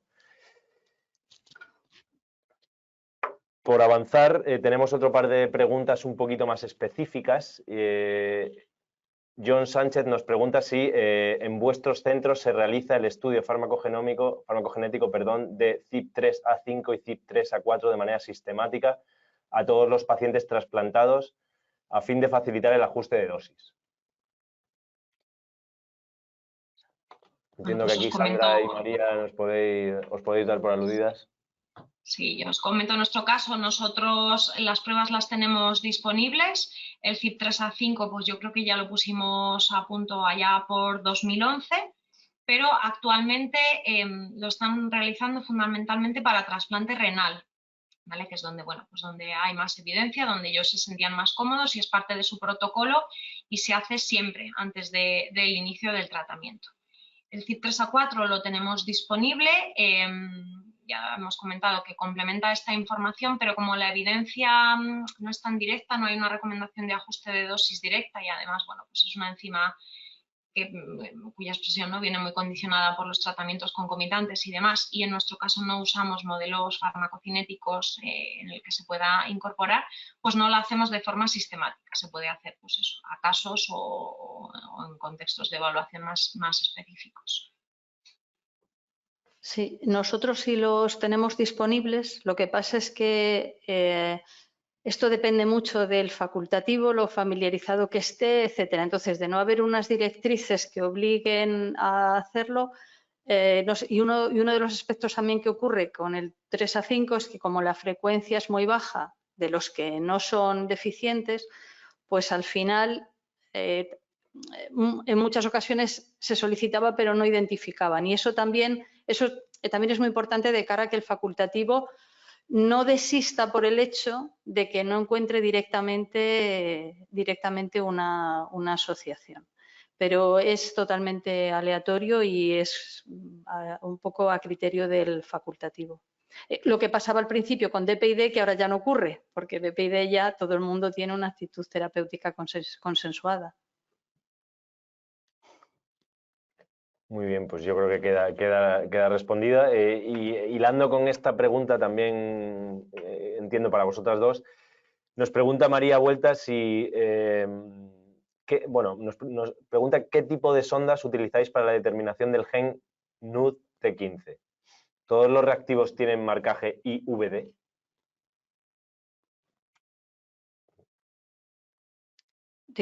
Nosotros directamente no determinamos NUD-T15 por sonda. Lo que nosotros tenemos básicamente es espectrometría de masas. Nosotros, bueno, y disculpadme si cometo alguna irregularidad técnica, ¿vale? Porque yo no soy la especialista que realiza las determinaciones, ¿no? Para eso cuento con mis compañeros biólogos. Pero bueno, actualmente nosotros utilizamos un OpenArray y entonces en el propio panel de SNPs, ¿no? Que hemos incluido dentro del gen, están incorporadas estas variantes. Creo que esto actualmente no tiene IVDR, además es in-house, o sea, el panel lo hemos realizado nosotros, aunque lo hemos validado y lo hemos comparado con la técnica que utilizábamos anteriormente, que eran sondas Tachman. Y ya más detalles, pues tenéis mi correo y sin problema nos podéis escribir a la unidad de farmacogenética y mis compañeros pueden hablaros de la técnica con más precisión. Perfecto, muchas gracias. Y ya por último, hay una pregunta de Estefanía Burgos dirigida a María Jesús Rodríguez, en la cual nos plantea que en los casos de pacientes que solicitáis el análisis farmacogenético, si acudís a un laboratorio externo, lo recomendáis al médico previamente para que valore la realización de dicho análisis. Pues actualmente lo mandamos a través del médico porque, bueno, pues ahí hay un vacío legal todavía y nosotros, la mayoría de ellos los tenemos a lo mejor en un estudio en la farmacia y entonces pues eso se hace a través de un estudio de investigación y si no, pues lo que hacemos es solicitarle al médico que le pida el análisis. Muy bien, nos ha entrado una última pregunta, María Jesús, y ya con esto vamos a dar por finalizada la sesión. ¿Qué procedimiento habría que seguir en farmacia comunitaria para pedir este tipo de análisis? Que es un poco la línea anterior. ¿Pasa siempre por el médico prescriptor? Pues, ¿O si se han encontrado pegas a este respecto por parte de los médicos? A ver, los médicos no te van a poner ninguna pega porque tú les mandes esto, sobre todo si además eso está en la cartera de servicios, ¿no? El polimorfismo que tú estás pidiendo. Sí es real que muchos pacientes prefieren buscar un laboratorio privado que se lo haga y como si dijéramos terminar antes, ¿no? Pero yo ahora mismo el farmacéutico no puede prescribir una prueba genética, con lo cual necesitamos pasar por el médico y hacer esa recomendación al médico. Esa es la realidad actual. Espero que en breve, con la nueva ley del medicamento, podamos aumentar nuestras competencias, pero eso es, bueno, el futuro. Bueno, ahí queda la petición. Pues nada, por nuestra parte agradeceros a todas las ponentes y a todos los asistentes nuevamente vuestra presencia esta tarde y emplazaros a ese curso de formación que tendrá lugar a principio de año que viene, seguramente. Muchas gracias a todos y en particular a la Sociedad Española de Farmacogenética y Farmacogenómica por ayudarnos en la organización de este seminario. Muchas gracias. Buenas tardes. Gracias a todos. Muchas gracias, buena tarde. Gracias a ti.